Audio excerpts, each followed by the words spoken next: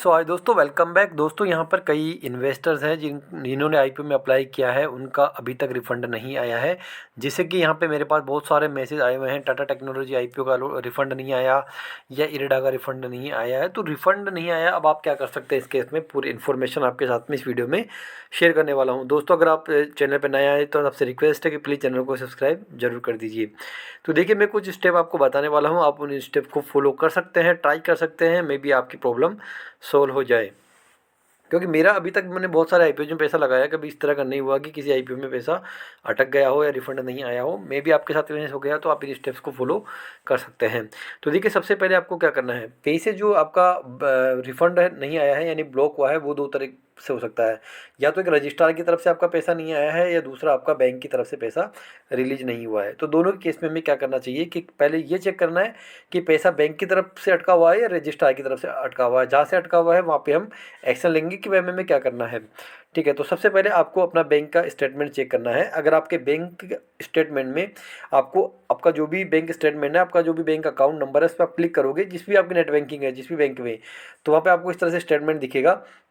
वहाँ आपका available balance दिख जाएगा और यहाँ पे आपको दिखेगा होल्ड और लियन अमाउंट यहाँ पे। तो यहाँ पे अब 0 0 दिखा रहा है, यानी कि यहाँ पे मेरा कोई भी पैसा ब्लॉक नहीं है। तो सबसे पहले आपको ये चेक कर लेना है कि आपका कोई अमाउंट होल्ड हो रखा है या नहीं हो रखा। तो अगर आपका अमाउंट होल्ड नहीं हो रखा, तो इसका मतलब आपका आपका कोई भी पैसा यहाँ पे बैंक की तरफ से ब्लॉक नहीं है ना। तो आपको फिर से रीचेक करना है इस चीज़ को। अगर यहाँ पे आपका पैसा होल्ड आ रहा है, मान लो अगर 15,000 रुपये आपका जो है यहाँ पे होल्ड दिखा रहा है, फिर उस केस में क्या करें। तो देखिए यहाँ पर उस केस में आपको क्या करना है, तो आपके पास में, यानी आप, इसका मतलब ये हो गया कि अभी रजिस्ट्रार की तरफ से अब ये चेक करना है कि रजिस्ट्रार की तरफ से रिफंड हुआ या नहीं हुआ। तो आपके पास में एक ईमेल आया होगा, जिस भी आपने आईपीओ में अप्लाई किया है, जैसे टाटा टेक्नोलॉजी अप्लाई किया है, तो उनकी तरफ से पे मेल आया होगा कि आपके पास में intimation of advice come allotment come unblocking intimation. तो यहाँ पे इस तरह से मैसेज आया होगा आपके पैसे को अनब्लॉक करने का। इसका मतलब क्या है, मैं आपको समझा देता हूँ। तो आप इसको, आपके पास में अगर इस तरह का मेल आया हुआ है, तो उसमें इस तरह की इन्फॉर्मेशन होगी, आपका जो भी डिटेल्स है, आपका नाम वगैरह, आपका जो भी अमाउंट है वो। तो देखिए, डेट ऑफ रिफंड इन्होंने कब रिफंड कर दिया था, 29/11/2023 को यहाँ पे रिफंड कर दिया था। तो ये इसका मतलब ये है कि टाटा टेक्नोलॉजी का जो रजिस्ट्रार है, उसने आपका पैसा यहाँ पे रिफ़ंड कर दिया है 29 तारीख को। तो इस तरह की अगर आपके पास में मेल आई हुई है, तो इसका मतलब है कि रजिस्ट्रार की तरफ से तो आपका पैसा क्लियर है, आपका पैसा अटका हुआ है बैंक की तरफ से। ठीक है, अब मान लो आपके पास में इस तरह का मैसेज नहीं आया या इस तरह का ईमेल नहीं आया है, उस केस में क्या कर सकते हैं। अगर आपके पास में इस तरह का मेल या मैसेज नहीं आया है, तो इसका मतलब आपका पैसा रजिस्ट्रार की तरफ से अटका हुआ है। अगर रजिस्ट्रार की तरफ से अटका हुआ है, तो हमको रजिस्ट्रार को मेल करनी होगी। तो देखिए, मेल अलग अलग होती है, अलग अलग आईपीओ की। तो जैसे टाटा टेक्नोलॉजी आईपीओ की अगर मैं बात करूँ, तो इसका जो ईमेल आईडी है वो यहाँ पे दिया हुआ है, tata-technology.ipo@linkintime.co.in। लिंकिन टाइम इसका रजिस्ट्रार है। तो यहाँ पर आप ईमेल चेक कर सकते हैं, ये इस ईमेल पर आप ईमेल कर सकते हैं। ईमेल क्या करने वाला है मैं आपको आगे बताऊँगा। दूसरा, जैसे कि फ्लेयर का है, तो मेरे फ्लेयर के अंदर अलॉटमेंट नहीं मिला, तो देखो 29 तारीख को पैसे रिफंड हो गए हैं। तो फ्लेयर की जो ईमेल आईडी है वो ये रही, flairwriting.ipo@linkintime.co.in। तीसरा, अगर हम बात करें इरेडा का, तो इरेडा का जो रजिस्ट्रार है उसकी ईमेल आईडी है indianenergy@linkintime.co.in।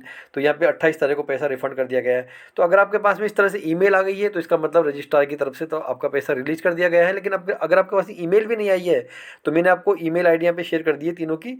तो इन जिस भी रजिस्ट्रार का अलॉटमेंट आपके पास में नहीं आया, जैसे टाटा का नहीं आया, तो आपको इस ईमेल आईडी के ऊपर ईमेल करनी है। आपका जो एप्लीकेशन नंबर है, आपका पेन नंबर है, वो आपको मेंशन करके आईपीओ का नाम के साथ में आपको ईमेल करना है कि मैंने इस आईपीओ के अंदर अप्लाई किया था और मुझे यहाँ पर अलॉटमेंट भी नहीं मिला है और ना ही मुझे रिफंड मिला है, तो आप प्लीज़ मेरे पैसे को रिलीज करें।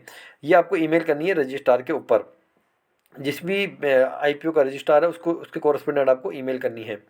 ठीक है, और अगर आपके पास में बैंक में आपने चेक कर लिया कि आपका होल्ड है या नहीं है, उसके बाद में आपका जो भी फ़ोन पे या पेटीएम आप यूज में लेते हैं, उसके आप चेक करिए उसके अंदर मैंडेट में कि ऑटो पे, अगर मान लो कैंसिल लिखा हुआ आ रहा है, तो इसका मतलब है कि वो आप बैंक की तरफ से आपका पैसा यहाँ पे रिलीज कर दिया गया है, आपके ऑटो पे को ऑटोमेटिकली कैंसिल कर दिया गया है।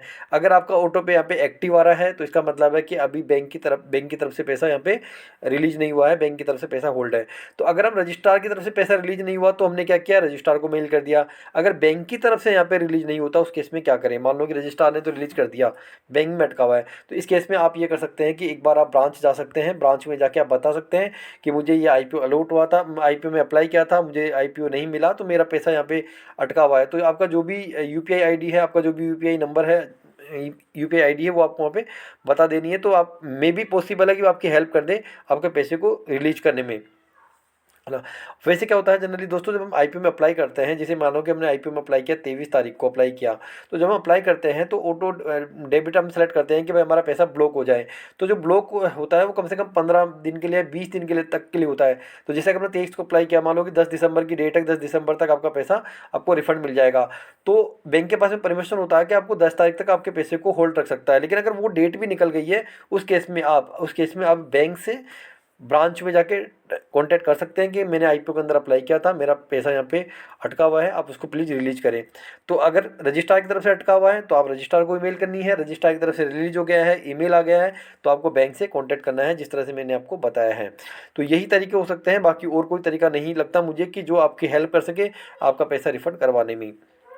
दोस्तों आई होप आपको वीडियो हेल्पफुल लगा होगा, और तो भी अगर आपको वीडियो हेल्पफुल लगा है तो आप चैनल को सब्सक्राइब जरूर कर दीजिए, वीडियो को लाइक कर दीजिए और शेयर करिए। Thanks for watching.